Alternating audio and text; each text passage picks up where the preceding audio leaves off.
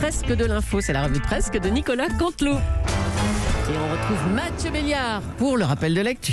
Et oui, chers auditeurs, les grandes vacances, c'est pour bientôt. C'est dans deux dodos.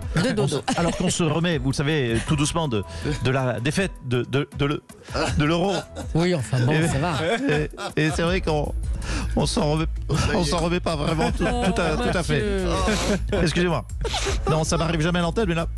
Allez, soyons positifs. On va regarder vers pardon. On va regarder vers les bonnes nouvelles. Je me reprends parce que je suis professionnel. L'info du jour, ce sont une vraie info, une info forte. Il faut commencer par ça pour me reprendre. L'info du jour, ce sont les toilettes des gares qui seront gratuites dès l'année prochaine sur présentation du billet de train. Oui, mais écoutez, vu le prix d'un billet de train aujourd'hui, vous pourrez même y installer des douches, un jacuzzi et même un hammam. Allez, l'autre info, c'est l'Élysée. L'Élysée qui envisage une réforme des retraites express. Et les Gilets jaunes, de façon concomitante, qui envisagent des prises de rond-point express aussi. Et puis, l'autre info presse écrite, c'est Emmanuel Macron, qui s'est exprimé dans le magazine Elle. Et il a déclaré qu'il ne comptait pas changer de Premier ministre dans les prochains mois. Et il a également précisé que tous les matins, pour une peau claire et épurée, il utilisait de l'huile de jojoba. Oui, mais ça reste quand même une interview dans Elle. Voilà. On garde ses fondamentaux. Merci Mathieu. Emmanuel Macron, donc, qui envisage de pousser l'âge de la retraite à 64 ans avant la fin de son mandat. Monsieur le Président, bonjour. Alors, pourquoi vous vous attaquez à cette mesure impopulaire, faut bien le dire? Pourquoi s'attaquer à cette mesure impopulaire? Oui, bonjour à toutes et à tous. Je m'attaque à cette mesure impopulaire pour une bonne raison, chère Julie Leclerc. Quoi? Parce qu'on est impopulaire. Vous n'avez pas peut-être suivi le résultat des régionales. On est super pas populaire. Alors, écoutez, autant en profiter. Oui, c'est vrai que les régionales ont été catastrophiques pour votre parti. Écoutez, au premier tour, oui, parce qu'au second, finalement, ça ne s'est pas si mal passé que cela pour La République En Marche. Écoutez, autant la semaine dernière, chez Laurent Cabrol, on avait pris une fessée générale, autant cette semaine, personne n'a paumé. Ah oui, vous n'aviez plus de candidat. Oui, c'est vrai. Non, mais je vous l'accorde. Je vous l'accorde, c'est vrai que ça aide. D'ailleurs, à ce titre, nous allons envoyer aucun athlète de La République En Marche au JO de Tokyo. Comme ça, nous n'aurons aucune défaite non plus. C'est malin, oui. Personne ne pourra dire que nous avons perdu. Voilà. On a pu lire que le vote pourrait être déplacé en semaine parce que le dimanche, les Français n'ont pas envie d'aller voter. Mais c'est quoi ça? Non, mais sérieusement, mais attendez, excusez-moi, mais qu'est-ce qu'ils ont d'autre à foutre le dimanche, les Français? Le dimanche, on le sait tous, ils doivent se taper des réunions de famille avec des grands-mères qui les forcent à reprendre 8 fois de la purée de céleri et du gigot trop cuit tout en les écoutant. Franchement, et on écoute en plus Mémé faire la liste de toutes ces maladies le dimanche. Et je parle pas des blagues du tonton raciste. Non, franchement, c'est un cadeau qu'on leur fait en maintenant les élections le dimanche. Le vote le dimanche, c'est un prétexte pour s'enfuir, pour quitter la table.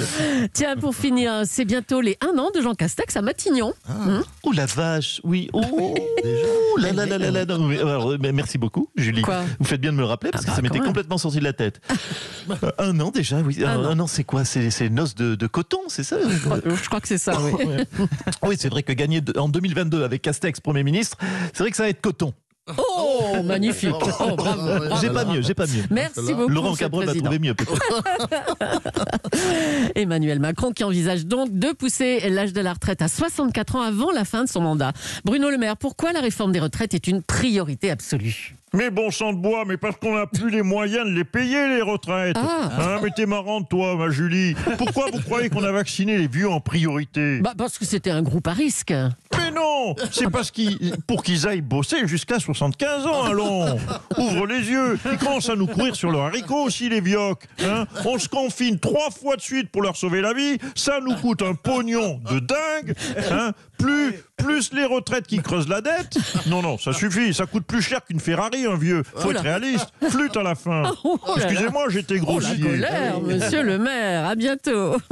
C'est donc notre sujet du jour. Emmanuel Macron qui veut avancer sur la réforme des retraites. Une réaction, Philippe Martinez. Bonjour. Oui, bonjour, Madame Julie. Bonjour. au camarade Béliard. Hein, car je peux l'appeler camarade. Nous savons tous pourquoi, puisque il y a 3 semaines, il a pris son adhésion. Bonjour. Je ne sais pas, un hasard de calendrier peut-être. Bonjour au camarade Jimmy Mohamed et bonjour à Monsieur Cabrol. Alors Emmanuel Macron veut que sa dernière année de présidence soit utile. Il veut bosser jusqu'au bout, quoi. Ouais, mais très bien, qu'il sache que nous aussi, les syndicats, on l'emmerdera jusqu'au bout. Jusqu'à la 90e, et même dans les arrêts de jeu s'il faut. S'il y a prolongation, qui se rassure, on sera là aussi. Alors pour le président, il est indispensable pour l'équilibre des finances de repousser l'âge de la retraite de 62 à 64 ans. Vous êtes contre, vous ? Bien sûr que je suis contre, parce que à 64 ans, même Julie, on n'est plus en état de travailler. Il faut être réaliste. Oh là, attention là, dans le studio. Excusez-moi, je m'inscris en faux, c'est pas très sympa. C'est pas vrai, on est très jeune à 64 ans, même plus que 64. Disons qu'on acquiert une certaine maturité.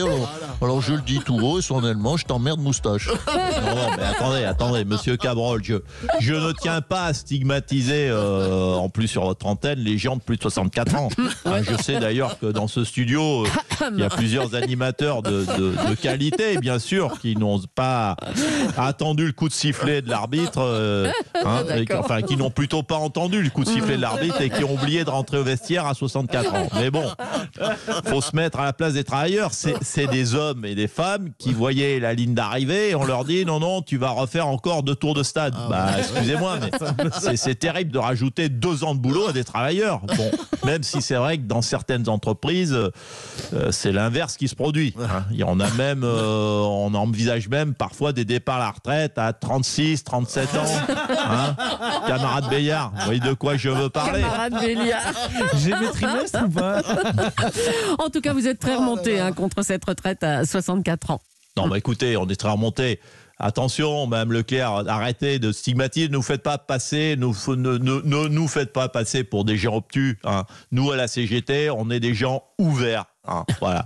On veut dialoguer avec le président Macron, on veut dialoguer avec le patronat. Voilà. Et à l'issue du dialogue, vous pourriez vous déclarer favorable à une retraite à 63 ans ? Non. À l'issue du dialogue, on dira non. Mais vous noterez, vous les journalistes, qu'on aura dialogué. Merci, camarade Martinez. Voilà. Xavier Bertrand a fait le tour des médias après sa victoire au régional hier. Il a appelé à redresser notre pays. Bonjour Laurent Wauquiez. Oui. Bonjour madame. Il a dit qu'il voudrait redresser le pays, l'agent d'assurance, Xavier Bertrand. Eh bien, il a parfaitement raison. Il faut redresser le pays, c'est une urgence. Il a également appelé à une république des territoires. Une république des territoires? Il a dit l'agent d'assurance? Eh bien, il a parfaitement raison. Et enfin, il a appelé Valérie Pécresse et vous, Laurent Wauquiez, à former une équipe autour de lui. Eh bien, il a parfaitement tort. Pourquoi? Écoutez, pourquoi ce serait à nous de former une équipe autour de lui et pas lui de faire une équipe autour de moi? Franchement. Il a comparé l'équipe de droite à l'équipe de France en ajoutant « Quand il y a une grande et belle équipe de France, elle peut l'emporter ». Mais alors, mais c'est faux. Il dit de la merde. Comparer l'équipe de droite à l'équipe de France, franchement, en équipe de France, il y a des Noirs et des Arabes, il n'y en a jamais. Oui, en équipe de France, il y a des Noirs et des Arabes, il n'y en a jamais chez les Républicains. C'est franchement bien un agent d'assurance, ça. Il n'y connaît rien en politique. Oui, c'est ça. Allez, si vous le dites. Merci Laurent Wauquiez, merci beaucoup. En tout cas, après les régionales, le duel annoncé pour la présidentielle a du plomb dans l'aile. On n'aura peut-être pas ce match entre la République En Marche et l'extrême droite. Non mais vous faites rigoler. Je ne suis pas. Non mais écoutez, excusez-moi, mais je ne suis pas d'accord du tout. Bonjour Éric Zemmour. Oui, il y avait longtemps. Bonjour Madame Julie, bonjour Monsieur Béliard, bonjour Monsieur Cabrol, bonjour à Jimmy. Bonjour Jimmy.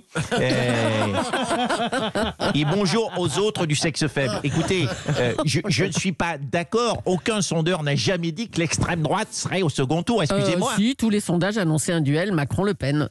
Ah bon? Oui, alors j'ai mal compris, parce qu'elle est d'extrême droite, Marine Le Pen, pour vous.